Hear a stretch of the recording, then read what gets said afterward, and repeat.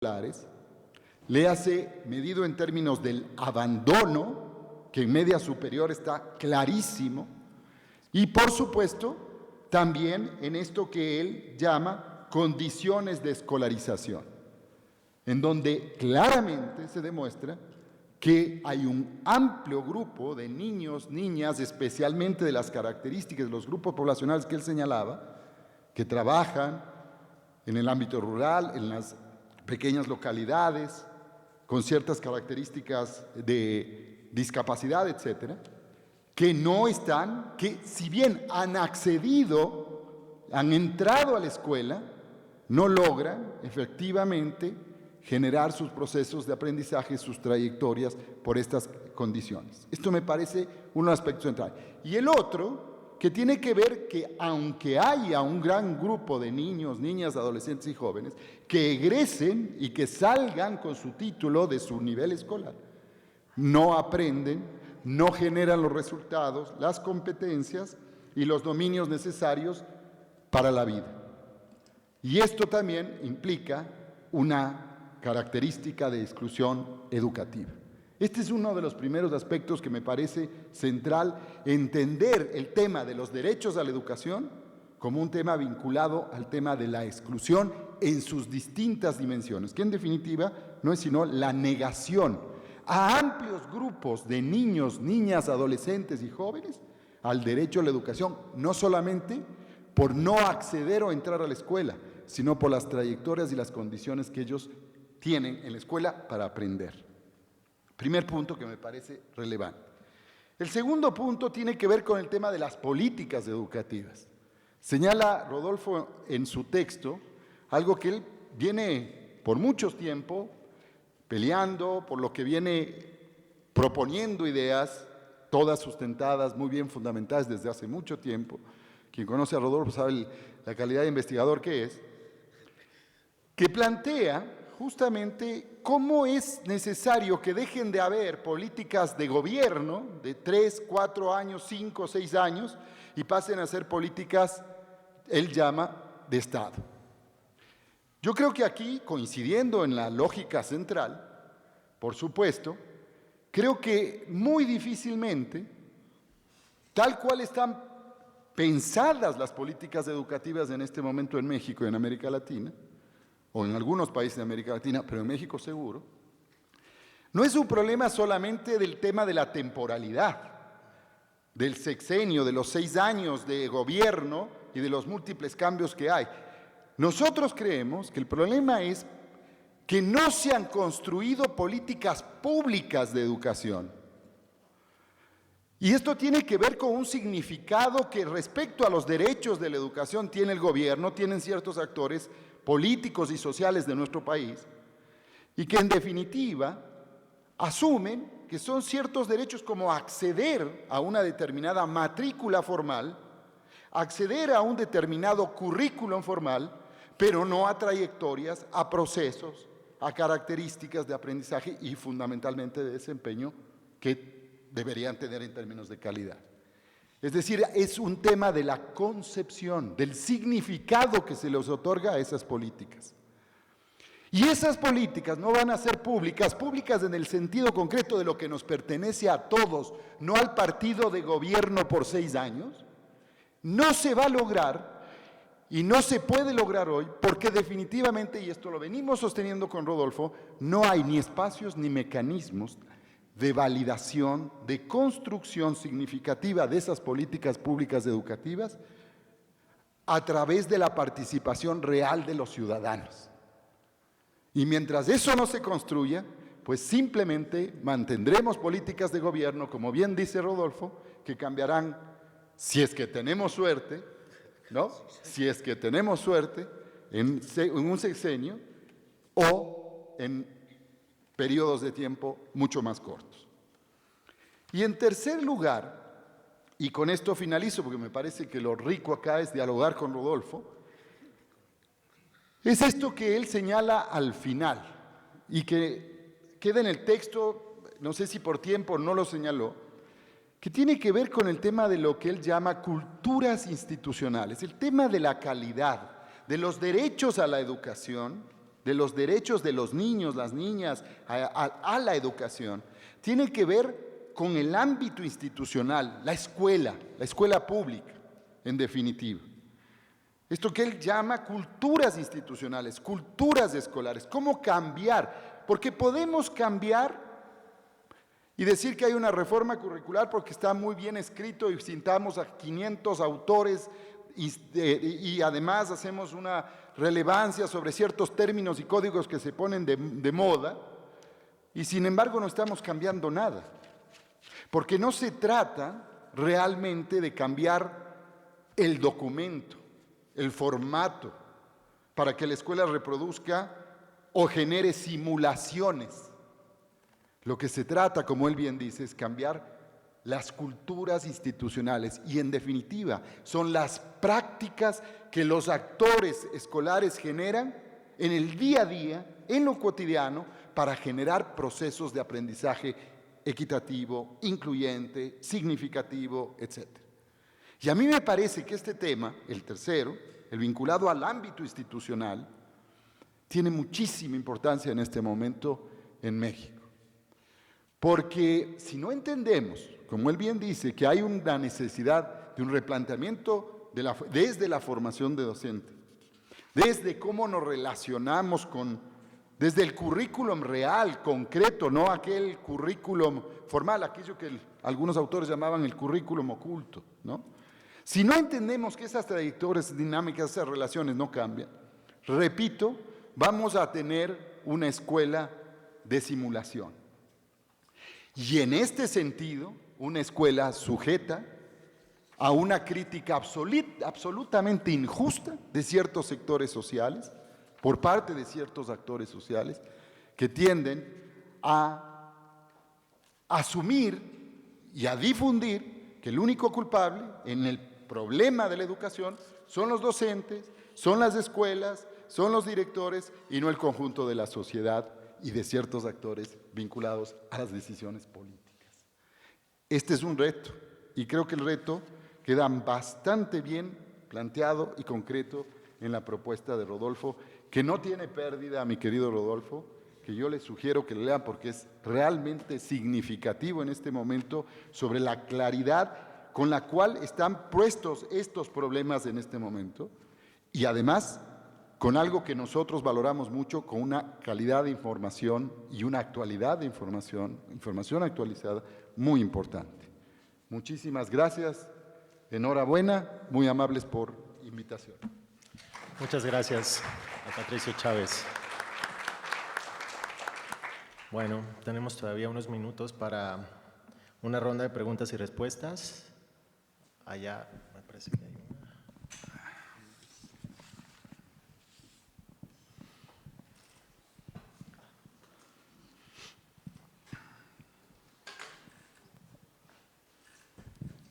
Buenos días o buenas tardes.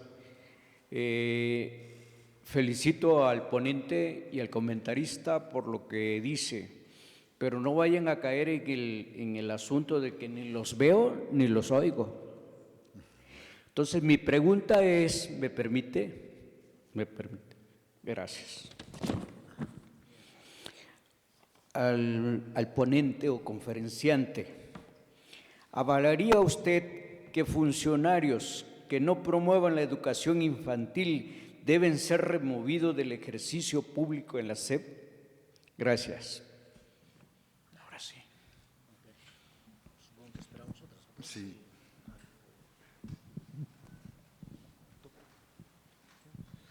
Bueno, espero ser muy puntual, es para el profesor Ramírez. Yo sé que no se tocó mucho este tema, pero pues va implícito en lo que usted promueve bajo una política hacia la educación o una reforma del sistema educativo. Bajo su concepción, ¿qué necesario es la inserción social de la población que asiste a educación media superior al proceso productivo? No como técnicos, porque nunca terminan haciendo lo que, pues para lo que ejercen, ¿no? Sino como capital humano, como relación industria, instituciones y educación, en alusión a evitar la deserción y generar oportunidades y competencias necesarias. Esto que se llama la triple hélice.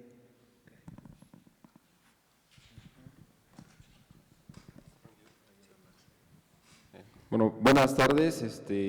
Yo no voy a ser tan puntual y espero haya tiempo para que respondan mis preguntas.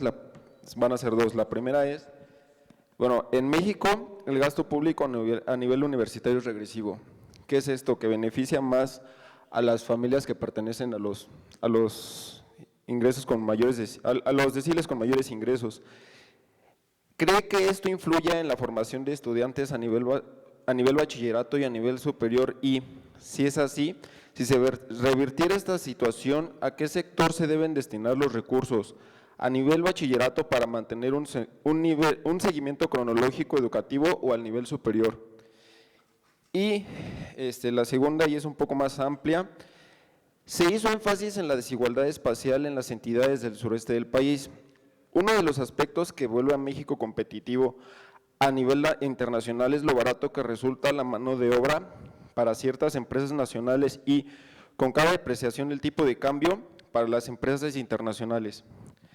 En otros aspectos, Jaime Ross cita en uno de sus libros, todavía no recuerdo cuál, se cuestiona el por qué si la mano de obra es barata en los estados del sureste mexicano, sigue existiendo pobreza extrema en la región, a lo cual encuentra respuesta en el rezago de infraestructura y a la poca o nula capacitación que tienen los habitantes de la región para poder incorporarse al proceso productivo. Bueno, ya dicho esto, ¿por qué no deslindarse un poco de la educación tradicional o esta educación en la cual se imparten todas las materias, historia, español, no sé, para sustituirla en la región por una educación más técnica para poder capacitar a dicha población e integrarla a empleos que generen un mayor valor agregado? Así, desde mi punto de vista, se incrementarían gradualmente sus ingresos, disminuiría la desigualdad en la región y volvería a la zona un tanto más competitiva. Con esto me refiero a de que primero a las primeras generaciones se les otorgue, bueno, se les brinde una educación más técnica. Con el aumento de sus ingresos, ya después las generaciones futuras ya podrían tener una educación más amplia, más tradicional. Siguientes generaciones, educación más amplia. Bueno, muchas gracias Rodolfo y Patricio por estas excelentes presentaciones. Quisiera hacer primero un comentario a lo dicho por el compañero que me antecedió. Yo creo que sí podríamos convenir en que la tesis de Ross es suficientemente interesante y sostenida, ¿no? Y entonces la pobreza del sureste se explica más bien por la falta de inversión, incluyendo desde luego la inversión en infraestructura, en la que él pone mucho énfasis. Antes él lo hicieron, por cierto, desde otra perspectiva, Santiago Levy y José Antonio Dávila, etcétera. A partir de eso, yo creo que tendríamos que poner en entredicho su propuesta educativa para el sur. Si no hay inversión en infraestructura y luego inversión reproducible o que se reproduzca, usted puede cambiar el plan de estudios de básico, convertirlos en técnicos muy eficientes. Estoy suponiendo como economista, supuestos heroicos. Grandes técnicos y aceptando su terminología, que no comparto, ¿no? Aumentando el capital humano ahí, para luego constatar que ese capital humano se desvaloriza aceleradamente. ¿Por qué? Porque no van a encontrar empleo adecuado a sus nuevas competencias. O sea, es el huevo y la gallina, yo sé, pero lo primero es la inversión y el crecimiento. Eso lo sostiene muy bien Ross. Incluso con estos niveles tan desfavorables de PISA y todo, se puede mantener la vieja y venerable tesis de que se puede aprender haciendo. Y podemos tener jóvenes con estos malos resultados que si se inscriben en un ambiente económico favorable, dan el salto en términos de productividad, capacidades, etcétera. Entonces, yo quería complicar un poco la tesis y poner en relativo la eficacia, digamos, de la educación como vector de crecimiento, ¿no? Yo creo que más bien es una segunda derivada para hablar en estos términos, pero me parece que es muy interesante. Segundo, qué bueno que Rodolfo trae pone sobre la mesa la cuestión de la educación pública. Nosotros, como somos privilegiados de la educación pública, tendemos a soslayar la cuestión. Aquí estamos ya y la disfrutamos y demás. Pero tiene razón Rodolfo, yo todavía leí hace un par de semanas un artículo de una muy distinguida estudiosa arramblando contra la educación pública por ineficaz, ineficiente y, para volver al tema, en el caso superior, regresivo.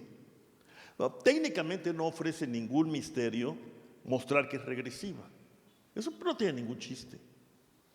La cuestión es si la sociedad puede o no decidir políticas que sean regresivas para lograr ciertos fines. Por ejemplo, para que esté usted aquí. Digamos, la sociedad puede decidir conscientemente que mientras se mejoran las circunstancias, habrá una regresividad inevitable que se puede corregir en el tiempo si esa regresividad se convierte luego en progresividad fiscal, digamos. Y yo creo que la única manera de superar la regresividad que emana de cómo está organizada la educación superior pública es ampliándola. Pues lo que pasa es que no hay cupo, ni hay condiciones para que buena parte de los bachilleres se formen y puedan pasar los exámenes de admisión o los que queramos llamarles. Pero si ampliamos la base de la educación pública superior, la regresividad por definición va a irse reduciendo. Para mí, sin embargo, el principio a defender, el mío, es si es regresiva y qué. Si queremos no hacerla regresiva, vamos a acabar reproduciendo el privilegio al final de cuentas. Porque para evitar la regresividad hay que cobrar cuotas. Y bueno, se quedó demostrado hasta la saciedad que las cuotas no alcanzan. Y entonces va a seguir habiendo una disputa por recursos públicos con un pie de página. En ese nuevo entorno, la inversión privada en educación iba a reclamar recursos públicos, como pasa en España. Entonces, yo creo que habrá que ver con más, digamos, hay que ir al diablo, a los detalles donde está el diablo, ¿no? Para una discusión como esta que sí me parece muy pertinente. Ahora, y por último, me va a perdonar Patricio Chávez que oportunistamente utilice algo de lo que él dijo. El otro día, hablando de estos temas, un muy querido amigo mío me dice, ya perdiste, es una batalla perdida, no sé, pero yo soy muy necio y es el tema de las políticas públicas. Yo también hablo de políticas públicas pues, para entenderme, ¿no?, con mis prójimos, pero no comparto incluso la validez heurística de esta noción de políticas públicas. Más bien parece que es una petición de principio que no se cumple nunca. En efecto, no podemos hablar de políticas públicas cuando no hay espacio ni mecanismos institucionales para que participe el público, digamos. Y las políticas sean el resultado de una deliberación pública que luego va en toda la línea hasta la evaluación y viceversa, ¿no? Entonces, me parece, yo sí seguiría, ahora me alío con Patricio, ya somos dos, yo sí mantendría la idea de poner en cuestión el adjetivo, mientras no se cumpla sustantivamente. Ese es mi punto. Y en el caso nuestro, pues, Es muy difícil concebir una matriz de políticas públicas cuando el centro de esa matriz, que es y seguirá siendo por mucho tiempo la política económica, es la menos pública de las políticas. Esa política se teje y desteje otra vez en el eje Hacienda-Banco de México, que como ustedes se habrán dado cuenta, no se sienten obligados a darnos explicación alguna sobre sus decisiones. Entonces, me parece, lo agradezco, Patricio, y te invito a esta batalla Ahí perdida. estamos, ahí estamos. Gracias. Muy bien. Bueno, finalmente tuvimos un segundo comentarista. Muchas gracias, Rolando, por participar aquí en esta mesa. Muchas gracias también a los que preguntaron. Lo primero, yo creo que hay, en efecto, en este juicio parcial en el que se ha fundado la política educativa, pues yo diría por lo menos de las dos últimas administraciones, donde se fue decantando la idea que Patricio subrayaba de que hay solo un actor que más bien ha fungido como chivo expiatorio, ¿no?, que determina o que es determinante en los problemas de calidad. Creo que se ha olvidado la necesidad de profesionalizar el sistema y se ha perdido también una oportunidad.